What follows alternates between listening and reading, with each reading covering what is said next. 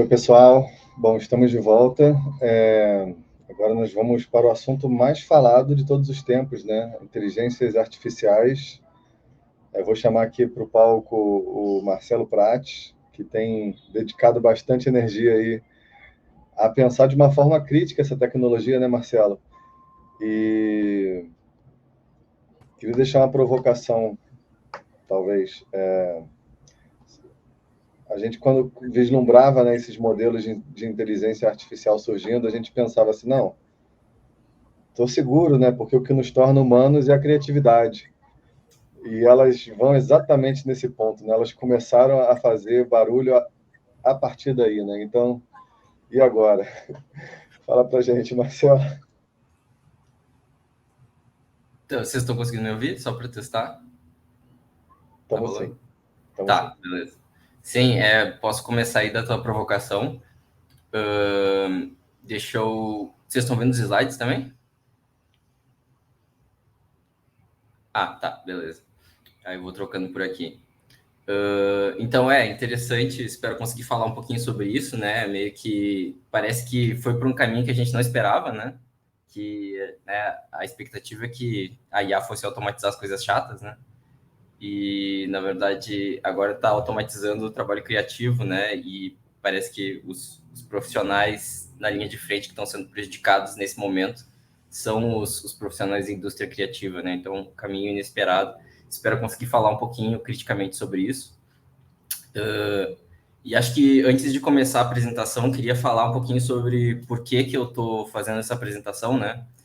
Eu faz um tempinho já que eu tenho me dedicado a pesquisar e acompanhar também os artistas que estão se posicionando a respeito desses geradores de imagem, né? E tenho tentado acompanhar as reivindicações do ponto de vista jurídico que os artistas estão fazendo, principalmente na Europa, né? Tem bastante mobilização nesse sentido para tentar avançar com a regulação, né? Desses serviços. E eu queria compartilhar com vocês um pouco da pesquisa que eu tenho feito, trazer um pouco da minha opinião também, né? Porque é um assunto bastante polêmico e tal, né? Mas antes disso, queria agradecer a organização do evento, né? Que está se voluntariando aí para fazer, né? Todos os anos esse evento muito legal que eu tento participar há algum tempo já, né? Todos os anos. Então, realmente agradeço bastante. E dizer que eu achei irada a última apresentação ali do André. Mas então, e mais um comentário, assim, né? Um dos motivos pelos quais eu estou querendo fazer fazer essa conversa, esse diálogo, justamente dentro da comunidade de arte generativa, é que recentemente, por causa de uma coincidência com relação ao nome, né? Porque tem a arte generativa, que é um termo que já existia antes, tem a IA generativa, que é uma coisa que está surgindo agora, e as pessoas confundem muito esses nomes, e eu, né, vocês vão ver, eu tenho uma posição bastante crítica com relação a geradores de imagem, né? E é muito comum hoje em dia, quando eu me defino, né, me descrevo para as pessoas como artista generativo, as pessoas pensam, ah, tá, então tu trabalha com AI art, né, tu faz, né, IA generativa, etc. E eu quase me ofendo um pouco, assim, né, porque não é isso que eu faço, na verdade não é necessariamente uma ofensa no sentido de eu não gostar de AI art, mas no sentido de que parece que é uma coisa meio reducionista, né? Eu não queria que as pessoas me enxergassem como um subconjunto muito pequeno do que a arte generativa realmente é, né? E também tem uma questão de como a arte generativa e os geradores de imagem estão meio que entranhados, né? E então eu queria tentar propor essa discussão dentro da nossa comunidade, né? Daí, depois dessa longa introdução, vou passando aqui. Então, quem sou eu? Né? Eu sou o Marcelo Prates, eu tenho doutorado em computação, né? Fiz meu doutorado em inteligência artificial, em machine learning, né? E tenho trabalhado aí no setor privado como engenheiro de machine learning e cientista de dados. E desde 2015 eu tenho brincado com arte generativa, né? Então, são duas coisas que eu faço meio paralelamente, mas tento juntar, né? Sempre que possível. E daí, começando por um tópico que eu acho importante, que é assim, ah, tá, mas o que é inteligência artificial? Que agora, né, só se fala de inteligência artificial, e me incomoda um pouco, me incomoda não, né, uma coisa da maneira que a área foi estabelecida dentro da computação, né, é que, na verdade, é uma definição, se tu for para pensar, que é imprecisa, né, quer dizer, ao longo das décadas, a inteligência artificial, cada década é uma coisa diferente, né, então porque, na verdade, o conceito, né, ao qual os cientistas da computação se referem quando eles estão falando de inteligência artificial é meio que esse conceito meio vago, que é a automação de tarefas intelectuais que antes eram realizadas exclusivamente por seres humanos. Só que conforme tu vai automatizando, elas vão... Não vale mais essa premissa de que antes eram realizadas exclusivamente por seres humanos, que já estão sendo feitas por computadores.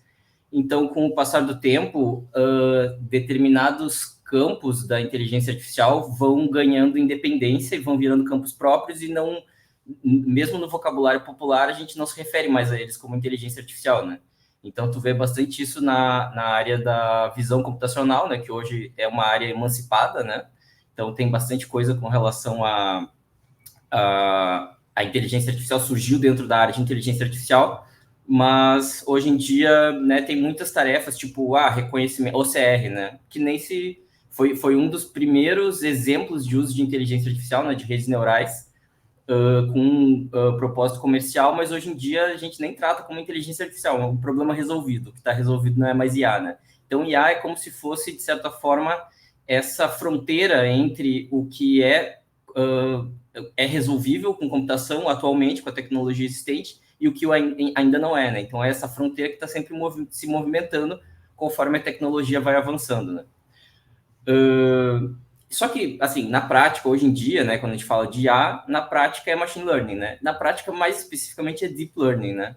Muitas vezes, tem um pouco de outras técnicas, assim, principalmente no contexto mais do dia a dia de um cientista de dados, que não é deep learning, mas esses grandes modelos aí é tudo deep learning, né? Então, né, o que é o aprendizado de máquina, né, o machine learning, né? Então, basicamente lá na década de 50, 60, tinha uma guerra, assim, né, intelectual que estava rolando dentro da computação e da matemática. Tinha o pessoal que defendia que a inteligência artificial devia ser simbólica, ou seja, que a gente deve especificar regras lógicas de como é que deveria funcionar o processo de raciocínio dos robôs e tal, e tem que ser tudo bem definido, assim, de modo que a gente consiga entender o que está acontecendo, e é uma coisa que a gente programa explicitamente. E tinha um pessoal que falava, tipo, não, isso não vai funcionar, tem que a gente fazer uma coisa estatística, que coloca um monte de dados lá dentro, e daí sai algum resultado. Que o que acabou ganhando é a versão estatística, né? Essa vertente estatística que de certa forma, é machine learning, né? Esse é o nome que a gente dá, né? Então, é como se fosse, de certa forma, um subcampo da estatística, né? Porque é um campo que estuda a modelagem, né? Como é que tu modela, tu cria um modelo matemático a partir de dados, né? Geralmente são modelos de estimar distribuições de probabilidade, né? A partir de dados. Então, é meio que uma coisa de estatística, né? Muito vinculada a técnicas de computação. E Deep Learning são, né, um subcampo de Machine Learning, que é um subcampo da inteligência artificial, que é baseado em redes neurais artificiais, né? Então, esses sistemas que tu tem várias camadas e tal, que a propriedade interessante delas é que são sistemas que são definidos por funções matemáticas, então eles são completamente contínuos, né? E essa propriedade permite que tu faça várias operações em cima deles, que agora, com a abundância de dados, a gente consegue resolver problemas bem complexos, né? E então, né, é interessante isso porque a deep learning mesmo, né, não só machine learning, existe desde a década de 50, né, mas o desenvolvimento, as pessoas só sabem que existe deep learning desde, sei lá, 2012, ali, quando os resultados mais interessantes começaram a surgir, e esses resultados começaram a surgir por causa da disponibilidade recente de um volume de dados muito grande, né, que tem a ver com a era, né, informacional que a gente vive, da internet, da coleta de dados, etc. E uma coisa que é interessante a gente falar, a título de curiosidade só, né, que para treinar esses modelos, de modo geral, né, existem técnicas de aprendizado supervisionado e técnicas de aprendizado não supervisionado. As técnicas supervisionadas, elas requerem dados anotados, né? Então, por exemplo, tu vai ter algum problema, por exemplo, de identificação de objetos a partir de fotografias. Para treinar esses modelos, para eles conseguirem fazer isso de maneira independente, tu precisa alimentar eles com volumes muito grandes de imagens e as anotações dessas imagens, né? Que vai ser um bounding box que vai dizer, não, aqui tem um gato, aqui tem um cachorro, etc, né? E alguém precisa fazer esse trabalho da anotação, né? Então, é uma coisa interessante porque não se fala muito disso, porque tem toda uma romantização a respeito da inteligência artificial, mas existe trabalho humano, né? Que está sendo usado como insumo para desenvolver esses serviços, né?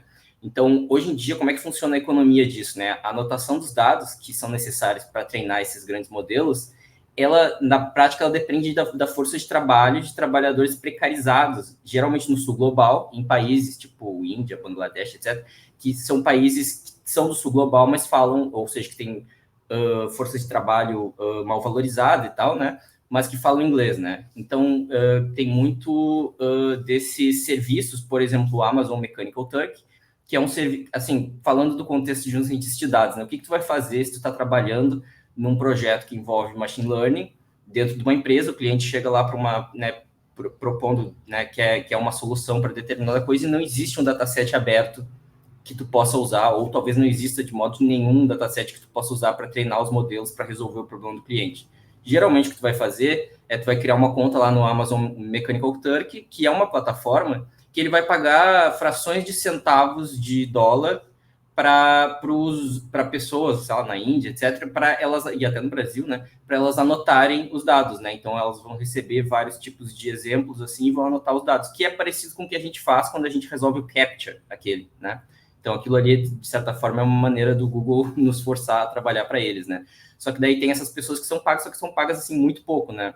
Porque são pessoas que estão, né, beirando desemprego e tal, e acaba valendo a pena para elas, né? Então, esse processo todo de extração do valor a partir dos dados e da geração desses dados a partir de trabalho precarizado, né, que é uma divisão social do trabalho que repete essa dinâmica do colonialismo, né? Então, os países do sul global são os que provêm essa matéria-prima bruta, né? Que são os dados, e os países do norte global desenvolvem aplicações, né, com valor agregado a partir desses dados. Esse termo tem sido chamado aí pelo o Davidson Faustino, né, que inclusive tem esse livro que eu recomendo bastante, né, dele com o Walter Lippold, que é Colonialismo Digital, tem sido referido esse termo como acumulação primitiva de dados, que é como se fosse um análogo da acumulação primitiva de capital, né? Então, é um processo através do qual essa economia da inteligência artificial, ela está num momento de acumular essa riqueza a partir, principalmente do sul global, né? Está acumulando vastos volumes dessa riqueza, e daí agora a gente está vendo surgir a tecnologia que está sendo construída a partir disso, né? Então, a gente está nesse período de acumulação primitiva de dados, né? E isso, né, repete as dinâmicas de como funciona o capitalismo de modo geral, né? E daí eu acho muito interessante falar do Amazon Mechanical Turk, porque o que é Mechanical Turk? O que eles estão se referindo quando eles falam Mechanical Turk? Existiu no século XVIII, XIX, sei lá, esse autômato, suposto autômato, que é como se fosse um robô, que foi apresentado pelo imperador, foi apresentado pro imperador ou rei de sei lá da onde, para naquela época que tinha que, né, fazer coisas para agradar ou para instigar e tal essas autoridades. Foi apresentado como se fosse uma curiosidade, assim, que é um suposto autômato que jogava xadrez e jogava muito bem, ganhava de gente que manjava muito xadrez, e que, na verdade, depois se descobriu que não era um autômato, tinha esse diagrama aí, era uma caixa, e dentro daquela caixa tinha uma pessoa ali, que era um cara que jogava xadrez muito bem, e ele instruía o robô, que não era um robô, ele só pilotava a máquina, né? Então foi uma grande pilantragem, que é semelhante à pilantragem que se faz hoje em dia na economia da inteligência artificial, né? Eu acho que esse nome, ele é muito interessante porque ele é simbólico, né? Porque a gente pensa, né, e a mídia, a maneira que a gente consome as notícias sobre inteligência artificial faz parecer que foi um grupo de pesquisadores de inteligência artificial na OpenAI, na Google, etc., que desenvolveu tudo, mas, na verdade, existe essa coisa oculta, que é o trabalho precarizado, que, na verdade, é o insumo que alimenta esses sistemas, né? Então, é como se tudo que a gente está vendo de IA fosse um grande turco mecânico, né? E dentro do turco mecânico tem os caras da Índia lá, e de Bangladesh, do Brasil e de vários outros lugares do sul global.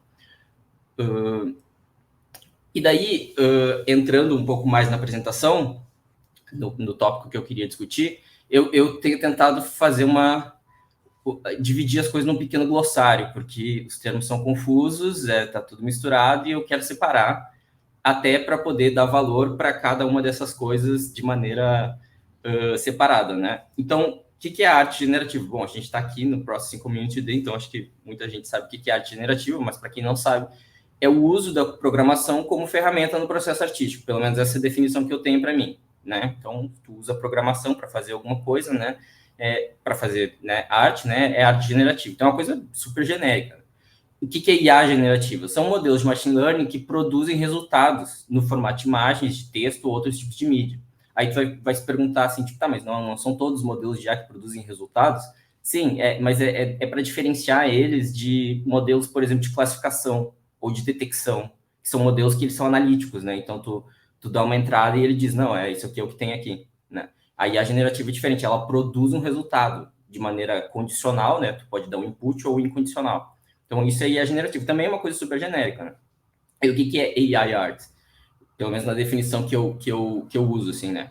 É o uso da inteligência artificial, né? É análogo à arte generativa, né? Só que ao invés da programação em geral, tu está usando a inteligência artificial, que é um conceito vago, mas geralmente machine learning, né? Como ferramenta no processo artístico. Então, eu vou tentar trazer alguns exemplos de pessoas que usam AI art em outros contextos que não são necessariamente geradores de imagem. E daí, eu sei que é um termo forte aqui, né, que eu estou usando, mas eu né, defendo esse uso do termo, né, que são até para fazer uma diferenciação, né? Então tem esses três: arte generativa, IA generativa e AI art. E daí tem o que eu chamo de, e eu e vários artistas tal chamo de modelos treinados em arte roubada, né? Então esses modelos, por exemplo, o Midjourney, o Stable Diffusion, o DALL-E, o Bing, o Lensa, o Leonardo AI, vou assim, passar muito tempo se eu for listar todos eles, são geradores de imagem que eles são treinados a partir, e eu vou explicar como, da onde vêm os dados, são treinados a partir de vastos volumes de artes autorais, que muitas vezes são protegidas por direitos autorais, sem consentimento dos artistas, sem compensação financeira aos artistas e sem crédito aos artistas, desrespeitando direitos de uso e reprodução. Então, né, eu estou fazendo essa terminologia, esses são os modelos treinados em arte roubada. Então, tu pode ter um modelo de IA generativa, um gerador de imagens, que não é treinado em arte roubada, não é necessário, não são coisas necessariamente que vão vir junto, assim, né? Mas, na prática, né, esses mais famosos, eles são, né? Então, isso aqui eu já falei. É relevante, assim, dentro da pesquisa e tal, de IA, no atual momento de machine learning, o pessoal usa muito esse termo foundation models, né?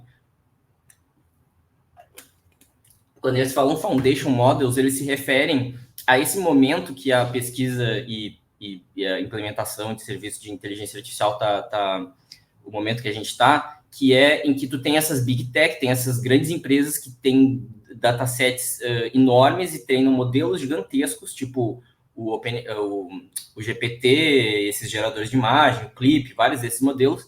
E a ideia, diferentemente de antes, que era uma coisa um pouco mais artesanal, que tu pega o teu datasetzinho, tu treina o modelo no teu datasetzinho, etc. Hoje em dia, como é que tu faz na prática? Na prática, tu pega esses foundation models, que são modelos gigantescos, e tu usa eles como um ponto de partida para treinar um modelo especializado teu, né? Então, tu faz aqui algum tipo de fine tuning, de calibramento e tal, em cima desses foundation models. E isso é muito relevante no contexto que a gente está vivendo de IA generativa, porque eles não deixam de ser foundation models, né? Então, tem uma economia que está surgindo em torno do GPT, por exemplo, que é baseado nisso, né? Então, tu tem um modelo ali que já foi treinado e tu vai fazer umas coisas em cima dele para gerar o resultado que tu quer para o teu cliente, alguma coisa assim. E então, para entrar um pouco na parte técnica, né? Então, como é que funciona todo esse negócio de gerador de imagem? E a base é o CLIP, né? Que o nome é Contrastive Language Image Pre-Training, né? Que é uma técnica que basicamente é um modelo, né? Que basicamente ele estabelece uma espécie de língua franca entre imagens e textos. Então, no contexto de deep learning, tudo que tu coloca como input dentro de uma rede neural vai ser mapeado para uma representação vetorial, né, que vai ser um vetor de 1.400 e sei lá quantas dimensões, que tem umas propriedades matemáticas e tal.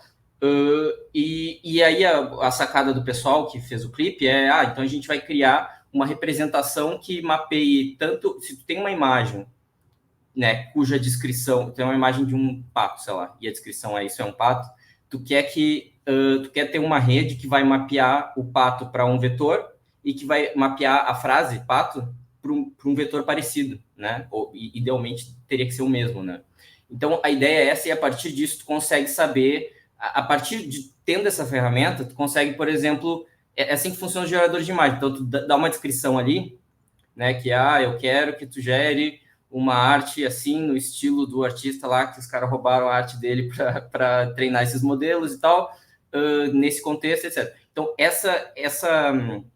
esse texto, que é o prompt, basicamente, os geradores de imagem, eles vão tentar encontrar, vão usar o modelo para gerar o embedding, né, que é o vetor que corresponde a esse prompt, e vão usar uns processos para tentar criar uma imagem que bata com esse vetor, né? Então, a ideia é basicamente essa, né? Tu usa essa língua franca para conseguir fazer a tradução nos dois sentidos. Então, tu consegue usar isso para image capturing, né? Então, tu vai dar uma descrição, o input é uma imagem e a saída é uma descrição, ou tu pode fazer o processo reverso. O input é uma descrição e o resultado é uma imagem, né?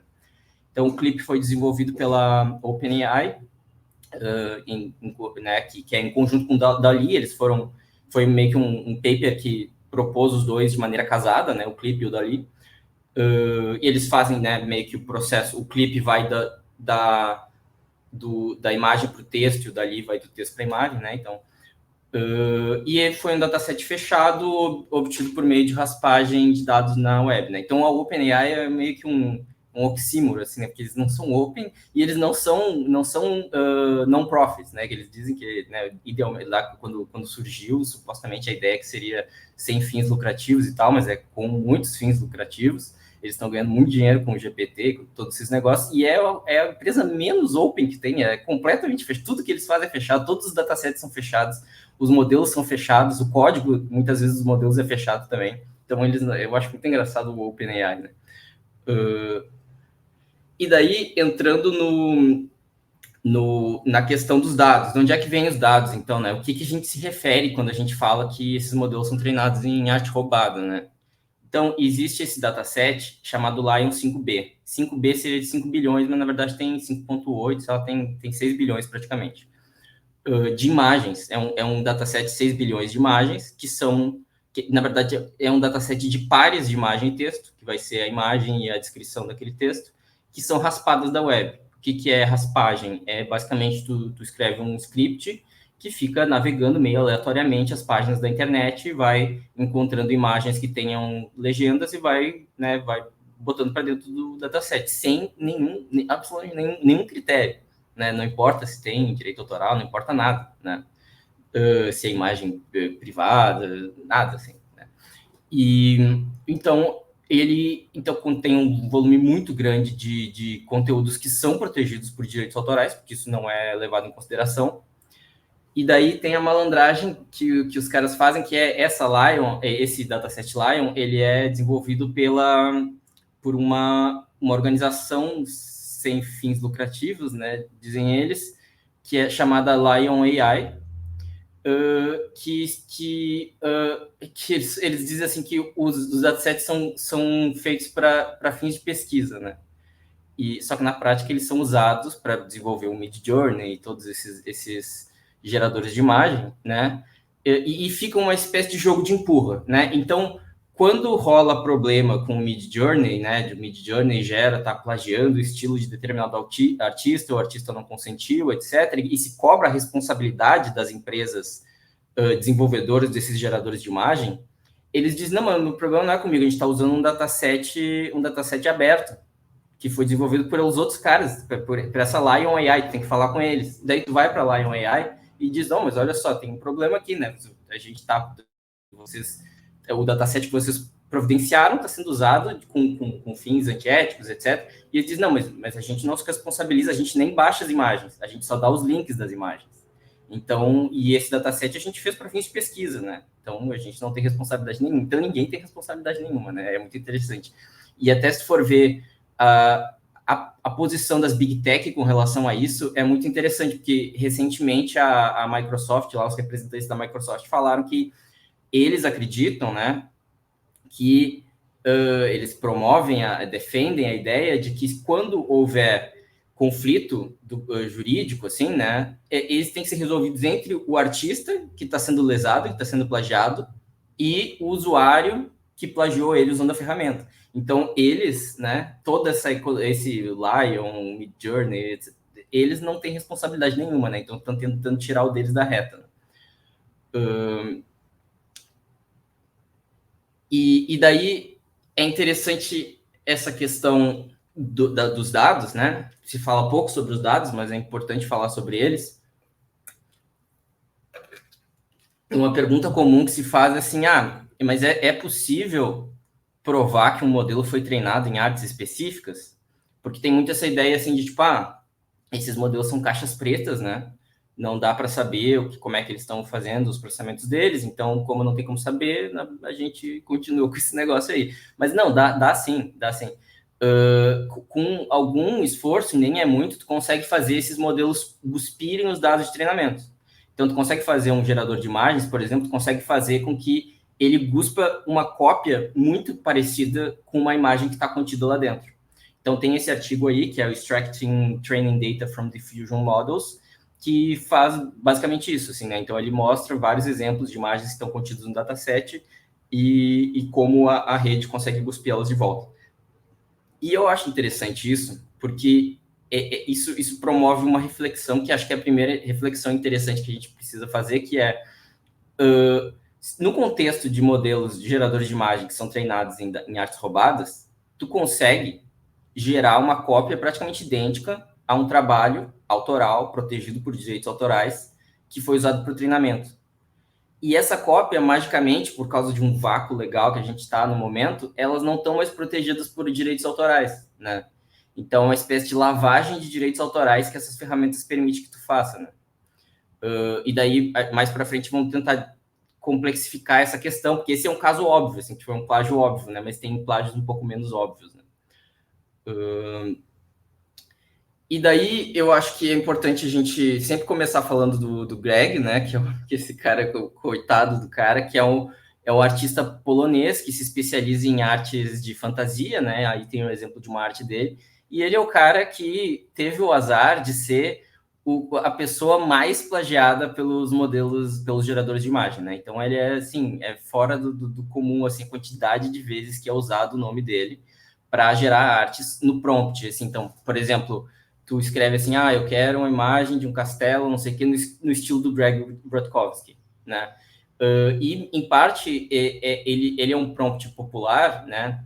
Porque as próprias empresas, né, da Stability AI, Midjourney, elas sugerem isso, né? Tu vai no Discord deles, tem os caras lá da empresa, eles dizem, que às vezes os usuários chegam assim, como é que eu posso fazer para gerar uns resultados de qualidade, etc. Aí diz, não, usa esse prompt aí, usa Greg Rutkowski. E daí tu vai gerar uns resultados bem legais, bem de fantasia, assim, tá? Eles mesmos falam, né? Eles promovem isso, né? Talvez seja por isso que o nome dele é tão usado, né? Então ele é mais usado que Van Gogh, é mais usado que Leonardo da Vinci, ele é tipo acho que talvez seja o mais usado, assim, são centenas de milhares de prompts que tem o nome dele, né? E ele não consentiu em ter as artes dele no dataset, ele não foi remunerado e ele não recebe crédito, né? Então, sempre esses três, assim, não consentiu, não foi remunerado, não recebe crédito. E depois eu até vou mostrar uns prints do Discord lá dos caras. E daí, assim, outra provocação que eu acho super interessante. Então, eu tenho usado essa expressão que é dizer que a conta não fecha, né? E vou tentar explicar por que eu acho que a conta não fecha.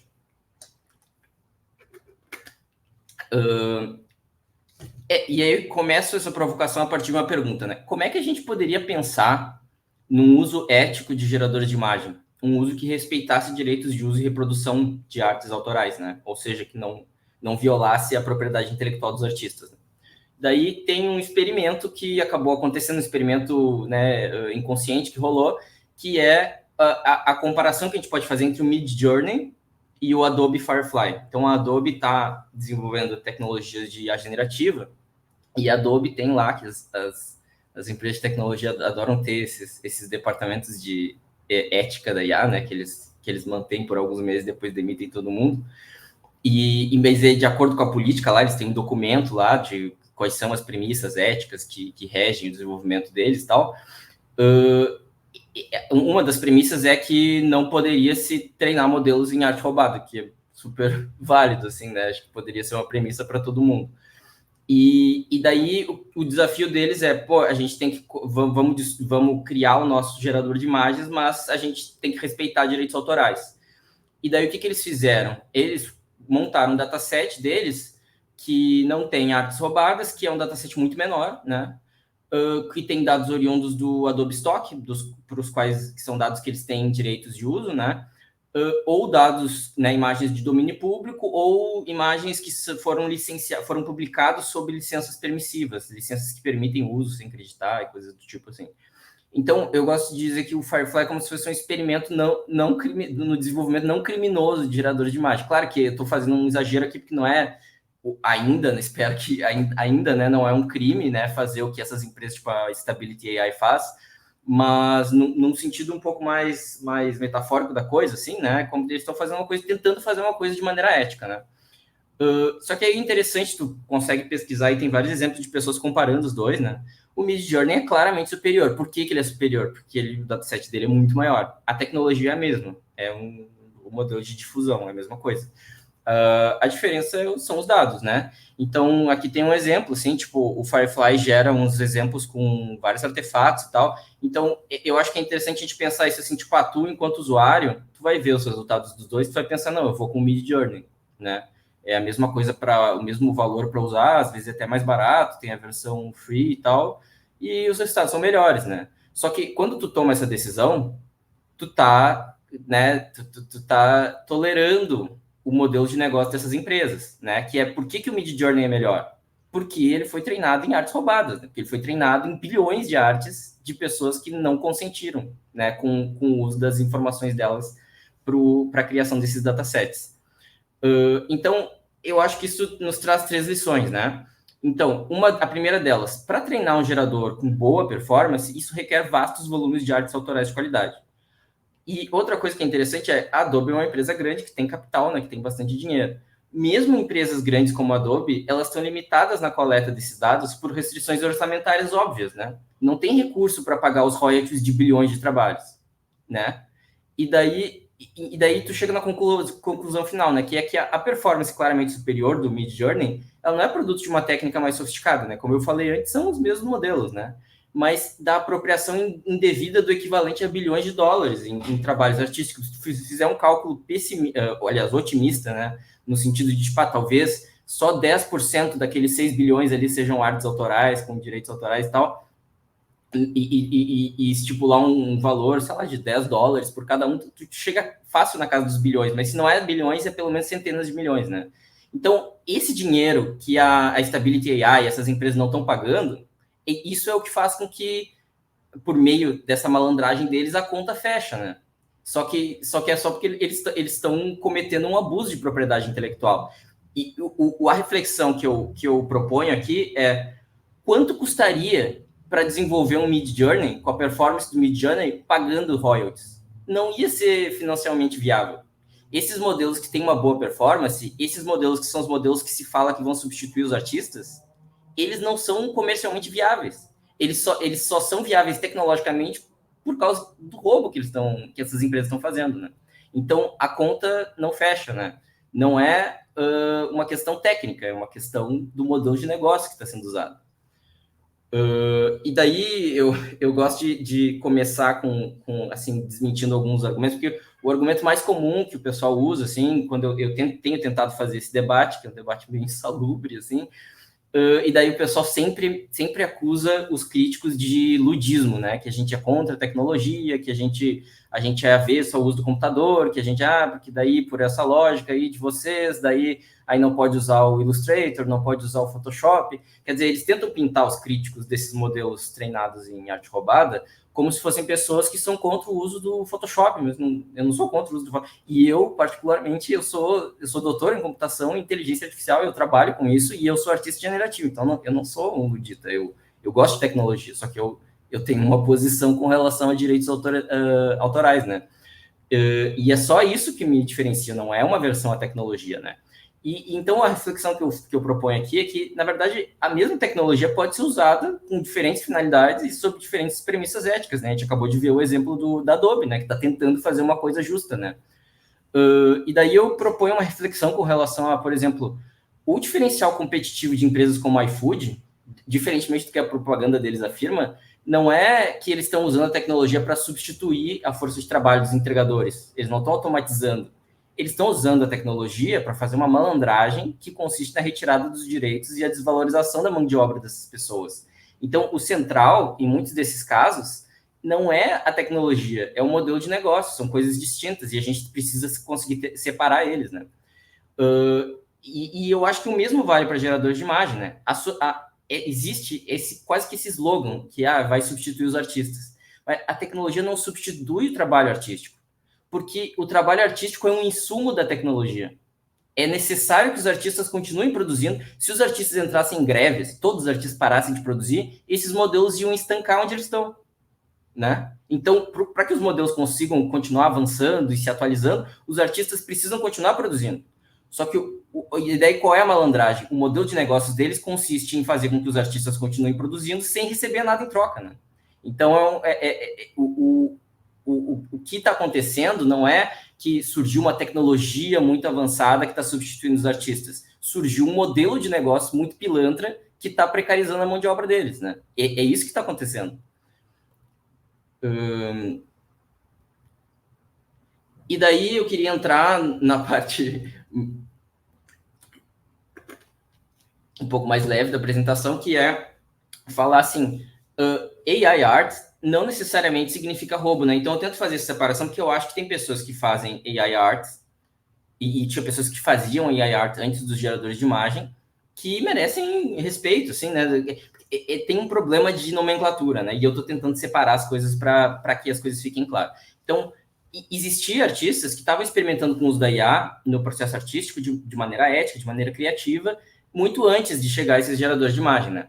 E eu acho que o foco excessivo que está se dando a esses geradores de imagem e da IA generativa, de modo geral, acaba posicionando a AI art num lugar comum na opinião pública, em que todo mundo acha que tudo é esses geradores de imagem e que tudo só pode ser esses geradores de imagem, e isso acaba ofuscando vários outros usos super interessantes de inteligência artificial na produção artística, né? E daí eu cito vários exemplos aqui, são só alguns, né? Mas tem Reinforcement Learning, por exemplo, que é o Tom White, que tem esse trabalho aqui que eu acho muito incrível, que ele tá basicamente, ele criou um gerador de imagens, né? Que é bem simples, e ele calibra os parâmetros desse gerador para fazer com que redes de classificação de imagens classifiquem o resultado como alguma coisa, né? Então é quase como se fosse uma espécie de gerador de imagem, só que ele criou o próprio gerador, né?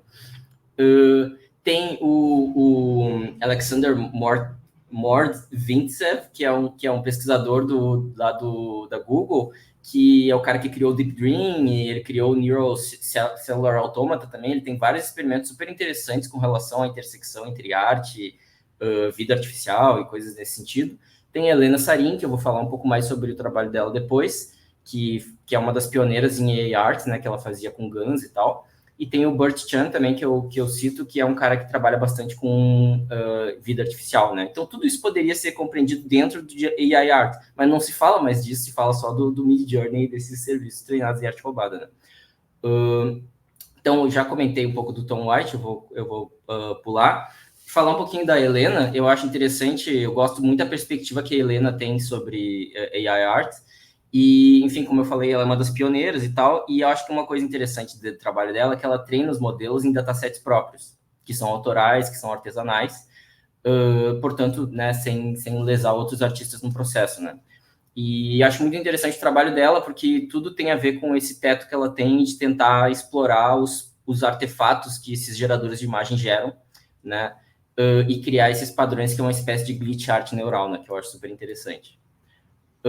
E daí, não, a animação não aparece, daí vai perder tudo, mas, enfim, depois vocês podem olhar no meu Instagram, mas, basicamente, isso aqui eu queria citar um exemplo meu, que eu fiz um tempinho atrás, que eu tô chamando de low hype AI art, que é basicamente, eu tenho uma pen plotter, né, que é uma impressora de caneta, né, e daí eu queria fazer um vídeo, tipo uma animação, assim, de um morcego voando, né.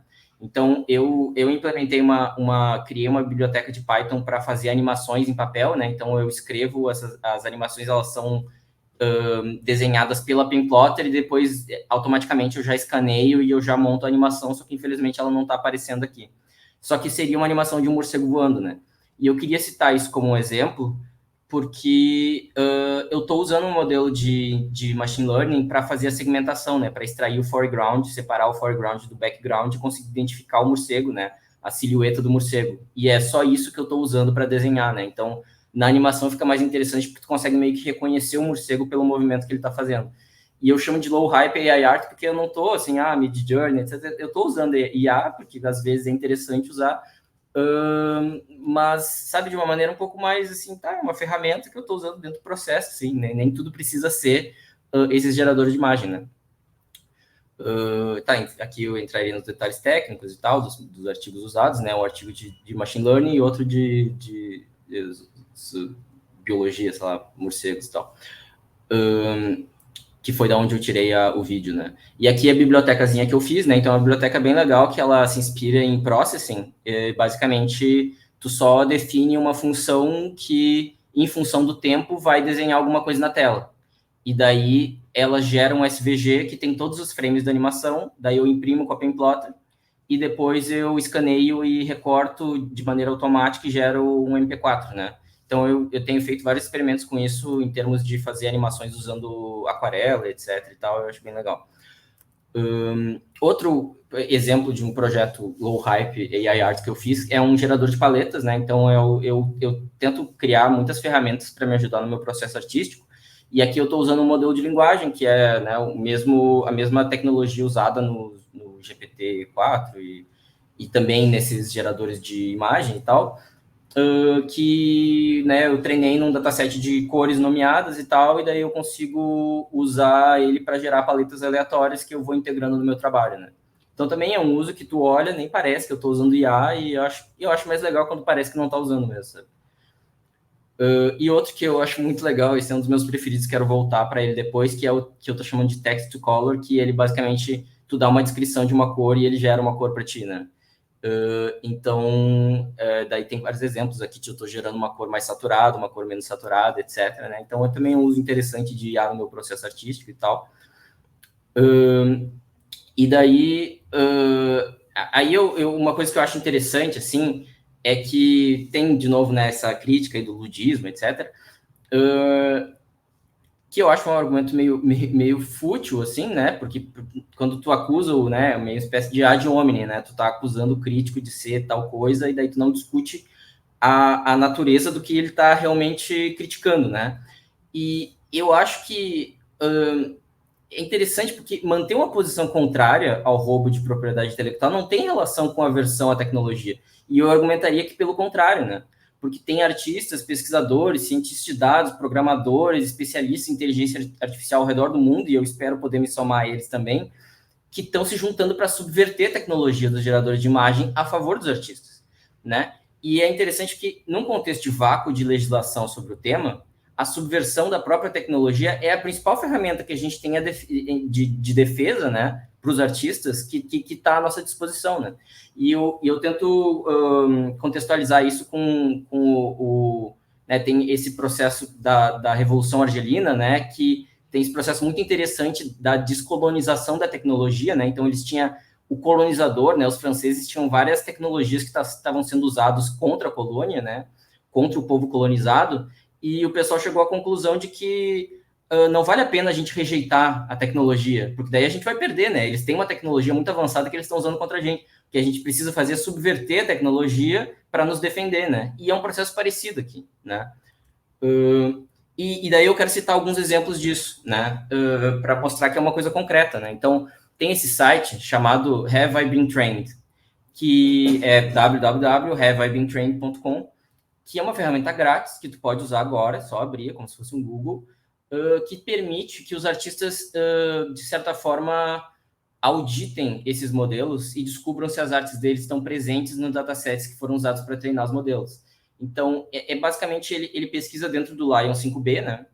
E então, tu pode ir ali, por exemplo, e tu pode pesquisar por texto, pode dar uma descrição de texto, e ele vai usar o clipe, vai usar a mesma tecnologia, aquela que eu falei da língua franca, para tentar puxar imagens que sejam semelhantes ao texto que tu deu. Ou tu pode mandar uma imagem como exemplo também. Tu pode dar a imagem e ele vai procurar imagens parecidas com aquela.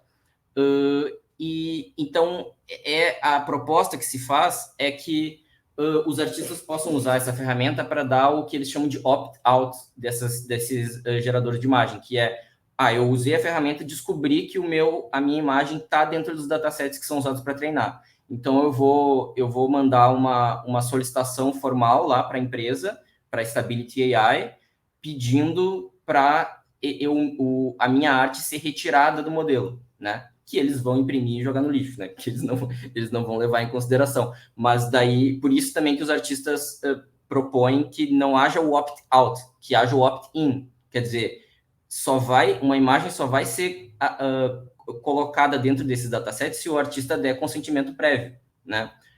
Não assim, depois que o modelo já foi treinado sem consentimento, daí tu pede para tirar, né? E daí eu gosto de citar esse exemplo porque é um exemplo próximo da gente.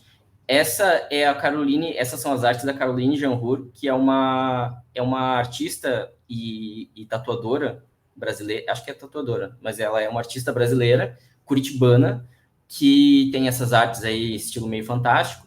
E se tu pesquisa pelo nome dela no Have I Been Trained, tu encontra vários, né? Boa parte da produção artística dela está sendo usada dentro desses datasets que são usados para treinar os modelos, né? Então é uma pessoa que está próxima da gente, eu acho que facilita a gente sentir empatia, né?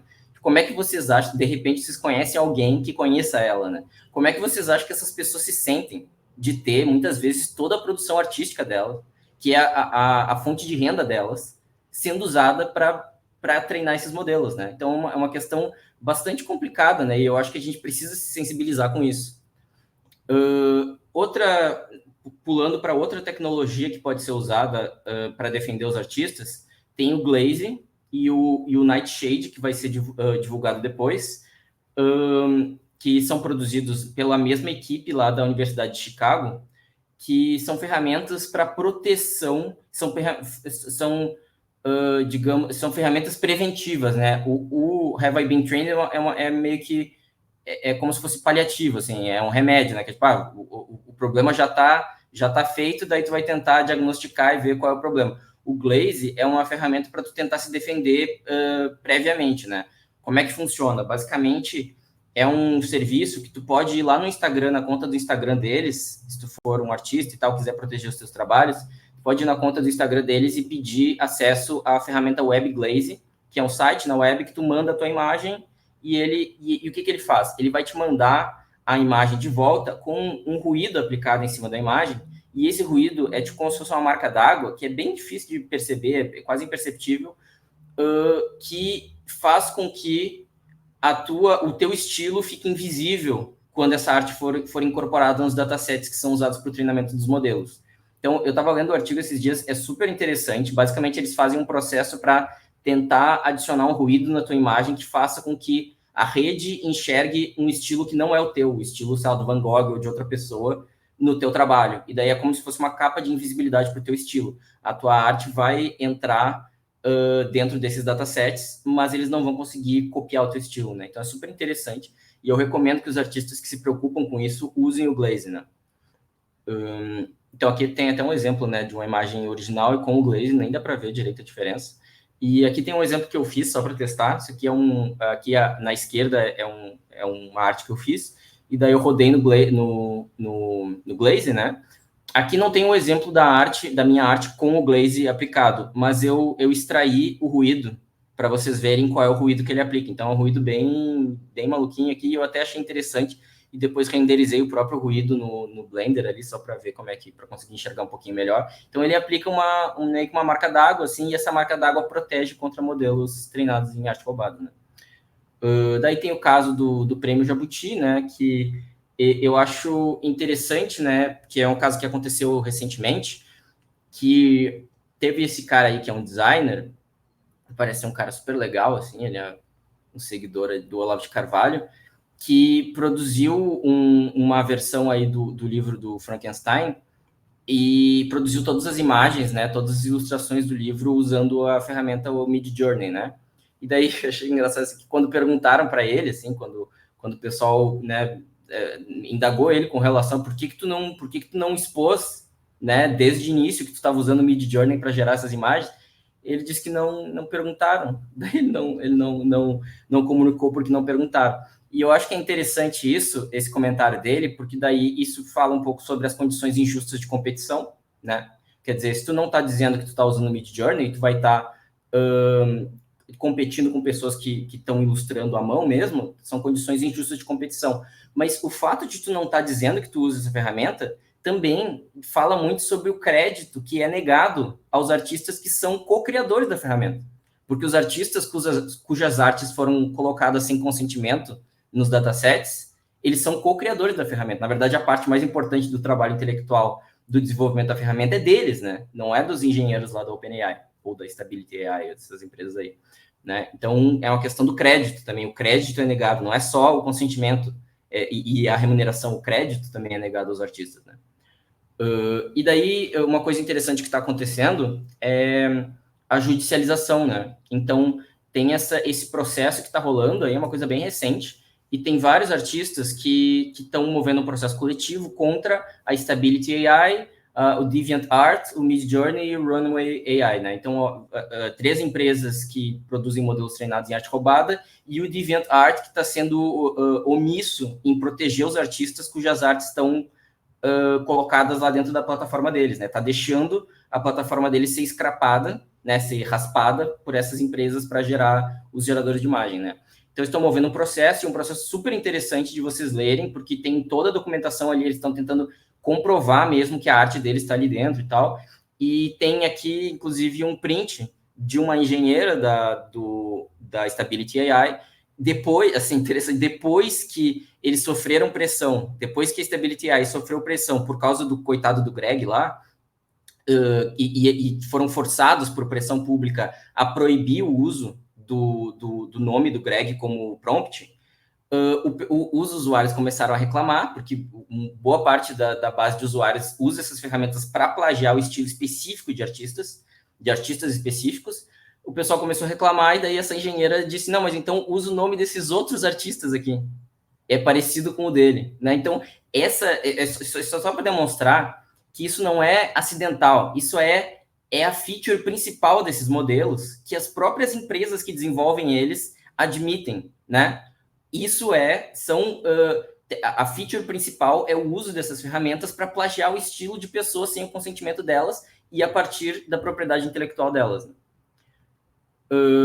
E daí eu queria, né, chegando no fim, eu queria fazer fazer um contraponto, que é que o pessoal, esse é o argumento que mais me incomoda, que é que não tem problema, esses geradores de imagem não tem problema eles estarem vasculhando a internet, baixando um monte de dado protegido por direitos autorais, porque a IA, ela se inspira, assim como os artistas fazem, né? Porque o processo artístico, tu vai ver coisas de outras pessoas, tu vai se inspirar, etc. E daí a IA estaria fazendo isso. Só que, assim, do detalhe, a IA, os modelos de IA generativa, eles não são pessoas. Eles são cadeias de multiplicação de matrizes que são treinados para maximizar um objetivo matemático. Eles são software, eles são um produto. Eles não são pessoas, né? E, em se tratando de produtos de software de machine learning, os dados, eles precisam ser compreendidos como peças do software. São insumos, né? É parte da matéria-prima que foi usada para desenvolver o software, assim como a hora de trabalho dos desenvolvedores, dos engenheiros de machine learning. Os dados também são peças do software, né? Então, em nenhum outro contexto, é uma provocação isso, em nenhum outro contexto seria considerado aceitável tu produzir um software sem respeitar os direitos de uso e reprodução dos insumos que tu está usando na tua criação, mesmo em machine learning. Até antes desse negócio dos foundation models, era comum que as empresas, né, treinassem em datasets, pagassem pelos datasets ou treinassem em datasets para os quais elas têm direitos de uso, coletassem os próprios datasets, né? Tá se estabelecendo um novo paradigma em que é uma coisa meio freestyle, assim, né? Não precisa respeitar direito nenhum, a gente só baixa tudo e tal, né? E o argumento ideológico que é usado para tornar isso aceitável é terraplanista, né? Que é um argumento que busca antropoformizar essas tecnologias, né? Então tem todo esse... Tu vai ver aí o Twitter dos engenheiros aí, os caras que são mais nível hierárquico mais alto, ou que são mais mais populares, assim, dessas OpenAI, etc. Seguida, eles estão falando aí que a IA adquiriu consciência, que a IA já é que nem uma pessoa, etc., que é um argumento que eles usam para tentar fazer com que a opinião pública pense, não, mas então eles podem ser tratados como se fossem pessoas, e não produtos, né? E não soluções de software, né? Então, por meio desse argumento, que tenta transformar a IA numa pessoa, coisa que ela não é só a partir daí que se considera aceitável práticas que são práticas predatórias, que não seriam consideradas aceitáveis em nenhum outro contexto, né? Então, eu faço uma analogia de, tipo, pô, se eu criasse um software que é, digamos, um protetor de tela, de papel de parede dinâmico que fica trocando, e eu baixasse um monte de artes autorais que estão protegidas por direitos autorais e usasse essas imagens como protetor de tela. Isso, obviamente, seria considerado antiético, né? No mínimo, né? O que essas empresas estão fazendo não é muito diferente disso, porque elas dão ao usuário a opção de gerar, de plagiar diretamente o resultado do estilo das pessoas, e às vezes até obras específicas das pessoas. E aí aqui, né, para chegar bem no fim, que a gente está quase no finalzinho, tem o caso da Disney e Pixar, que eu acho que é um exemplo interessante para a gente pensar o que o futuro sombrio que nos espera, né? Então, teve essa onda aí que todo mundo, né, até o Instituto Lula lá, postou essas imagens veja como seria o meu avatar no estilo Pixar, etc. E quando eu vi isso, eu já fiquei pensando assim, como é que será que a Disney se sente com esse tipo de uso que está sendo feito da propriedade intelectual deles, né? E já imaginei que em algum momento isso ia ser judicializado. E aconteceu, né? Não demorou muito tempo para acontecer. Então, a Disney está, educadamente, está pedindo para a Microsoft para impedir que os usuários gerem imagens no estilo da Pixar, né? Principalmente com o logo da Pixar, na ferramenta deles lá, que é do Bing, né? O gerador de imagens do Bing. E a Microsoft, com certeza, vai consentir com isso, porque aí é que tá, tem um outro argumento que se usa assim, mas não dá para proibir essas ferramentas de gerar, não dá para proibir os usuários, vai ser tecnicamente muito complicado proibir os usuários de usar o nome de um artista específico no prompt. Não é tecnicamente complicado, né? Com IA generativa, modelos de texto consegue fazer esse filtro, eles usam esse filtro, né? O GPT-4 tem certas perguntas que ele não responde, né? É fácil de fazer isso, né? Dá para fazer, vocês não fazem porque dá dinheiro, né? Então, o que vai acontecer? O que está acontecendo?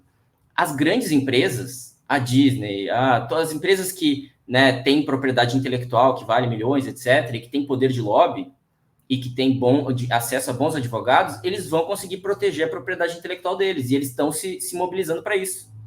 E o que vai sobrar? Vai sobrar, né, meio que vai ter cidadãos de primeira classe e de segunda classe. Os de primeira classe, que são essas grandes empresas, vão ter a propriedade intelectual deles preservada, e os artistas que compõem a maior parte, né, os artistas pequenos compõem a maior parte desse dataset, para eles não vai mais existir propriedade intelectual. Então, eu acho que o argumento que se faz de, tipo, às vezes as pessoas expõem esse argumento de, tipo, não, mas a propriedade intelectual é uma coisa por natureza, é uma coisa ruim que o capitalismo criou, etc. Tá, ok, até posso concordar, mas a questão é que a propriedade intelectual continua, é irrealístico pensar que essas ferramentas vão dissolver o conceito de propriedade intelectual para as grandes empresas. Não vai acontecer, não está acontecendo. E o que está acontecendo é a dissolução do conceito de propriedade intelectual para os pequenos artistas, né? Então, é importante a gente pensar em que lado da história que a gente está beneficiando quando a gente vai por essa linha argumentativa, né? E daí, para finalizar mesmo, a questão da relação da arte generativa com os geradores de imagem, né? Então, esse slide ficou enorme aí, mas é só vários pontos aí que eu queria falar. Então, como eu comentei, eu tenho acompanhado de perto as reivindicações dos artistas e tal, o pessoal que está se mobilizando, fotógrafos também, e isso aí eu comentei no começo, né? Então, tem a coincidência do termo generativo e tal, só que uma coisa que é interessante, eu estou acompanhando essas pessoas, são artistas, não são pessoas que não estão ligadas à programação e tal, elas têm ódio de AI art com razão, assim, então, AI artist, para eles, é um termo ruim, né? Tipo, é como se fosse uma ofensa. E eu tô vendo o processo de eles começarem a se referir a artistas generativos também como uma coisa ruim, né? Tipo, graças aos artistas generativos a gente está perdendo nosso trabalho e tal. E quando eu comecei a ver isso, eu vi várias pessoas se manifestando assim, eu fiquei tipo, sabe que eu tô há 10 anos quase trabalhando com arte generativa, né, como hobby, é uma coisa que eu gosto muito, que é muito importante para mim, e pessoas que eu valorizo muito, que são artistas, né, de outros ramos, daqui a pouco eu me descrevo como artista generativo, as pessoas vão me odiar, né? Porque o nosso campo da arte generativa está fazendo muito pouco para preservar a nossa reputação diante dessas práticas predatórias, né? Então, eu não quero esse rótulo, né? Eu não sei o que vocês pensam, mas eu não quero esse rótulo.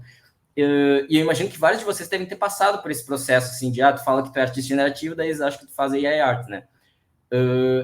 E então é isso que a proposta que eu faço, assim, o que a comunidade de arte generativa está fazendo para preservar a nossa reputação, né? Como é que a gente quer ser entendido perante os outros artistas, né? A gente é do nosso interesse que haja esse antagonismo entre nós e os outros artistas, né? Porque eu penso neles como colegas nossos, né?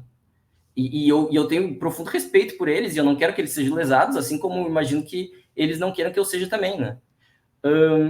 Eu, só para finalizar, assim, eu tenho, como eu já fiz várias vezes, assim, essa ressalva de, tipo, arte generativa, AI art, modelos treinados em arte roubada são coisas diferentes e tal. Mas eu tenho zero problema com artistas que no engajamento justo que eles estão fazendo contra esses serviços treinados em arte roubada, generalizam o ódio contra a arte generativa, contra artistas generativos, contra IA, contra tudo, né? Por quê? Porque essas pessoas, elas são profissionais importantes, né?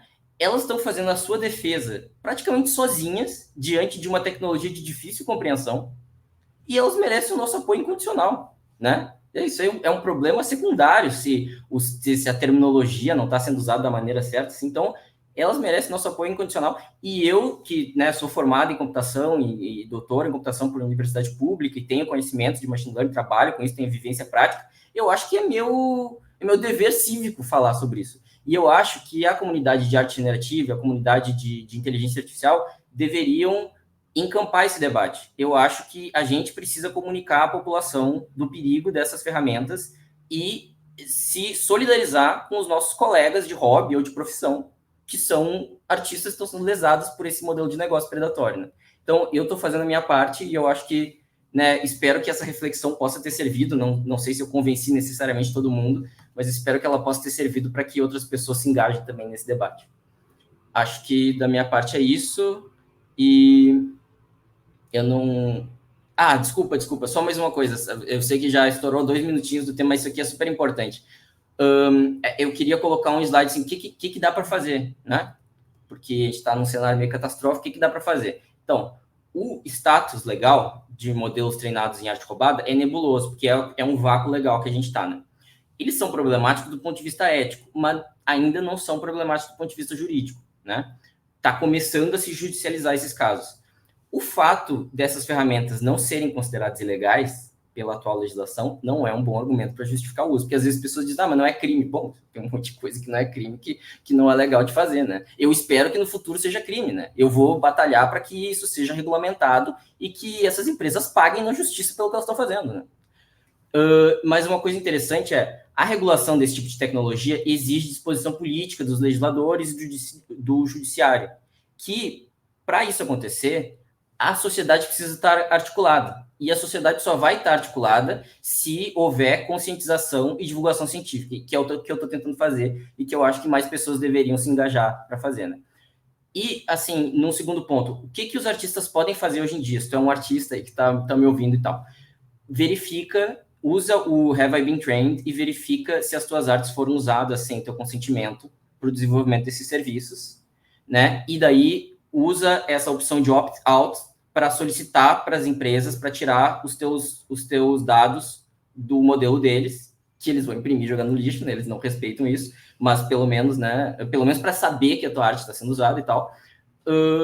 E o principal, protege os teus trabalhos por meio do Glaze. Tu pede o acesso, eles me deram acesso em menos de um dia, e tu manda a tua imagem, em 5 minutos tu recebe a imagem de volta com o Glaze, e quando tu for postar nos portfólios, posta a versão com essa marca d'água, o Glaze, assim tu vai te proteger. E qual é a nossa demanda? Qual é a demanda que eu acho que tem que ser feita? opt-in, não opt-out. Então, lembrando, né, não é assim, eles treinam na tua arte, daí tu pede para tirar. Não, eles só vão poder colocar a tua arte no dataset se tu der consentimento. E daí vem a segunda parte, né? Então, esses modelos têm que... Primeiro tem essa questão assim, os modelos têm que ser auditáveis e tem que haver publicização dos datasets e dos model cards que são usados. Então, não pode fazer que nem a OpenAI faz, né? Que todos os datasets deles são fechados, tudo é fechado, né? Então, tem que ser, se tu tá gerando um gerador de imagens dele, inclusive até abrindo parênteses, uma pessoa me perguntou hoje, por que o DALL-E, né, que é a ferramenta da OpenAI, não está no processo judicial lá que os caras moveram? Porque o dataset é confidencial, né? Então, você não consegue nem provar que as artes estão no dataset, né? Porque é tudo irregular, né? É impressionante, né? É um escândalo, né? Mas, enfim, essa questão do opt-in, né? Então, tem que existir o opt-in, quer dizer, o artista tem que dar o consentimento dele, que é, ok, bota a minha arte no dataset, e tem que existir mecanismos efetivos para remunerar os artistas. Tem que ter um modelo de remuneração, né? Então, o artista tem que poder estabelecer quais são as condições dele para se tornar um co-criador dessa ferramenta. Ele tem que receber dinheiro por isso, se ele quiser, né? E crédito, né? Então, essas são as demandas e espero que isso aí possa ajudar também alguns artistas que se preocupam com essa questão. E agora sim, finalizei. Isso aí. Desculpa ter sido... Respira, que, nossa senhora, a gente está aqui tentando respirar também, porque foi muita coisa. O pessoal está ali no chat, assim, parabenizando muito pela qualidade das reflexões. Eu acho que a gente teve vários momentos no grupo do Telegram, né, onde essas discussões elas atravessaram e também foi possível notar um certo amadurecimento também no debate, né? Eu acho que hoje você fez um trabalho aí muito bom de condensar todas essas discussões e criar um fio mais didático, né? Eu não sei se caberia a gente pegar algum comentário ali, porque a sensação que eu tenho é que eu acho que você quase que estava olhando o chat e você tocou, sabe, nos pontos. Eu estava correndo tanto com o tempo que no final eu não consegui olhar, às vezes eu olhava de canto, assim, mas posso olhar aqui para ver se tem alguma coisa interessante. Tem a Mariana perguntou se o Blaze é necessário para nós. Olha, eu assim, tô demorando para criar o meu portfólio, mas quando eu criar eu vou botar o Blaze. Eu comecei a colocar nos meus trabalhos. Eu não me sinto confortável, né? Porque na prática eles podem ser raspados também, né? Eu acho que toda imagem ela está suscetível a isso, né? Inclusive uma selfie, inclusive essa live, né? Então deveria ter um glaze rodando em cima do pós-processamento aqui, porque no final das contas tudo está plausível, né? Acho que tem muito mais discussão que a gente podia levar aqui e esse tema ainda vai dar muito mais pano para manga. Eu até comentei ali no chat de talvez uma necessidade de escrever uma espécie de manifesto, uma coisa que nós, enquanto como você falou, né, artistas generativos, que são contra esse tipo de arte que é roubada e que gostaria de criar uma diferenciação e que queria sintetizar também. Eu acho que o manifesto ele tem esse lugar, né, na história. Sim. Então, acho que é um primeiro passo, talvez. Bom, querido, eu quero te agradecer aí por tudo, como tenho feito com todos os participantes. Não sei se você quer trazer mais um comentário aí também. Tem alguma coisa que você acha que vale a pena te pontuar aqui? Não, da minha parte, eu acho que é isso. Eu queria agradecer de novo aí a oportunidade. Sei que não é um assunto muito, assim, é um assunto meio polêmico e tal, né? Meu objetivo não é ofender ninguém nem nada, né? É só tentar avançar na discussão. Eu acho que você... Pode falar. Eu acho que você localizou muito bem onde está a sua crítica, né? Está nas grandes corporações. Né? Eu acho que ninguém aqui, como artista ou uma pessoa que utiliza a inteligência artificial, acho que você criou uma segmentação muito clara também, especialmente quando a gente estava discutindo ali no chat sobre lutar contra a apropriação dos direitos da propriedade intelectual em oposição a uma outra ideia que é do software livre, do livre acesso ao conhecimento. E aí, quando a gente estava falando sobre isso, você trouxe. Cara, a gente está vendo que quem está se prejudicando são os artistas, são as pessoas, empresas, artistas de pequeno porte, né? Sim. E as grandes corporações e seus propriedades intelectuais estão lá preservados. Então, não acho que foi ofensivo de forma nenhuma, sabe? Acho que ajudou muito a expandir a cabeça aqui. Fico contente.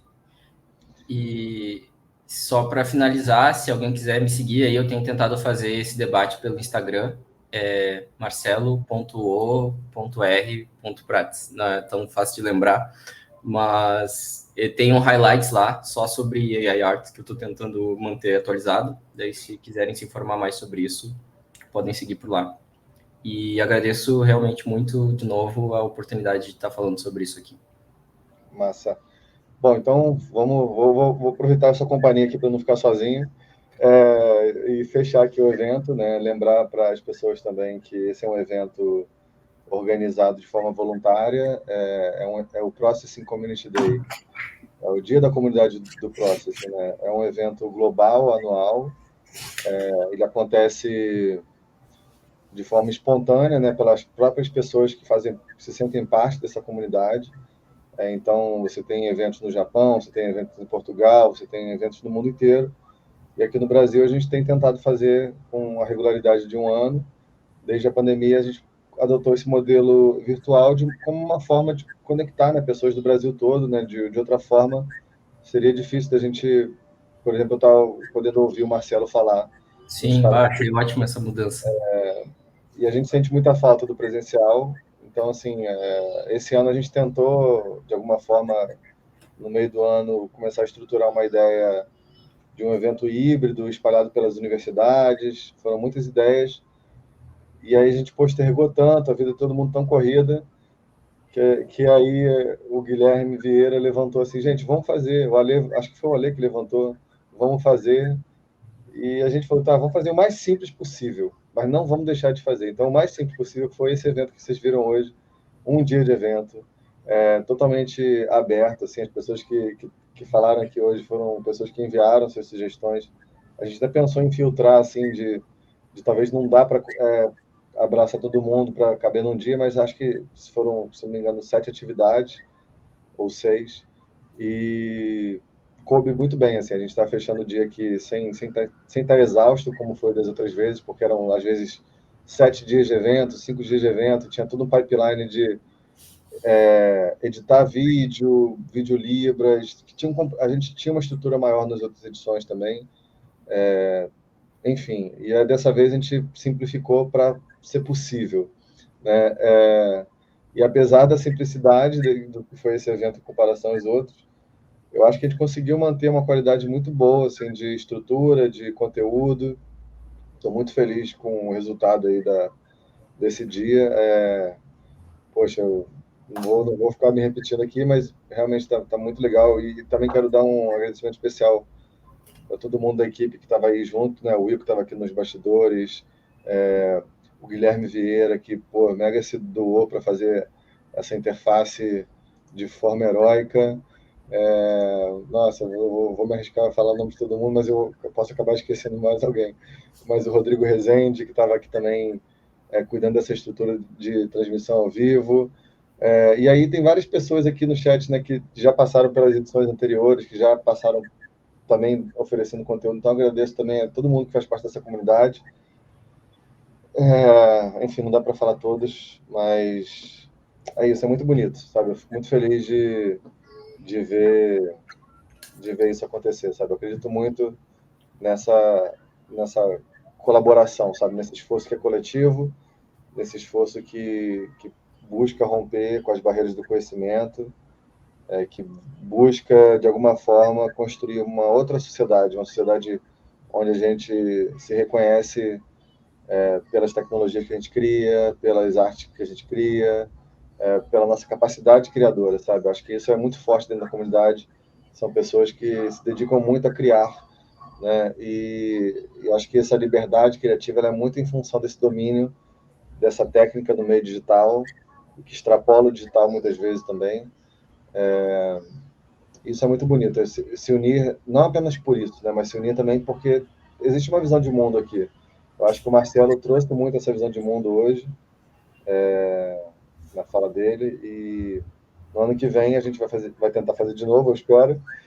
Então, eu espero que vocês se sintam mais do que convidados para estar lá com a gente, até porque depois de alguns anos organizando esse evento dessa forma você vai se desgastando um pouco mais. Então é legal ter uma nova geração, novas pessoas, novas ideias, novas energias, para não deixar a coisa ficar tão pequenininha, pequenininha até acabar, sabe? Então tentar manter essa coisa viva. E é importante essa renovação, sabe? Porque a vida da gente é dinâmica e algumas horas as pessoas realmente não conseguem fazer. Então, para fechar, queria só chamar vocês para fazer parte da comunidade. Então, existe o grupo do Telegram. Como é que eu faço aqui para achar o grupo do Telegram sem botar o link? Escreve Programação Criativa lá no Telegram, você vai achar. Hoje eu acredito que seja o espaço mais ativo da comunidade, onde acontecem as maiores conversas. Existe também o Encontros Digitais, que a princípio era para ser uma rede social, mas não está tão ativo assim. Existe também o Google Groups, programação, Process Brasil, que também não é tão ativo assim. O grupo do Telegram, eu diria que com certeza tem algumas discussões por dia, né? Então está longe de estar um grupo mais devagar. Acho que por isso eu dou tanta energia nele, porque bem ou mal é um espaço de conversa muito rico que a gente tem. E várias dessas conversas que a gente teve com o Marcelo aqui agora aconteceram lá também ao longo desses últimos meses. E é legal porque a gente pode continuar essa conversa lá também, né? Esse assunto que é interminável. É isso. Obrigado pela companhia também, Marcelo. Se quiser falar alguma coisa também como comunidade aí, como participante, contribuinte, fica à vontade. Não, acho que tu já falou tudo aí, né? E acho que só reitero isso aí, né? De que acho que o Discord é um bom lugar para quem se interessa por essas discussões, que a gente está sempre discutindo isso por lá, né? Maravilha. Então tá, pessoal. Bom fim de ano para todo mundo. Espero que vocês estejam bem. Abraço e até a próxima. Até a próxima. Tchau, tchau.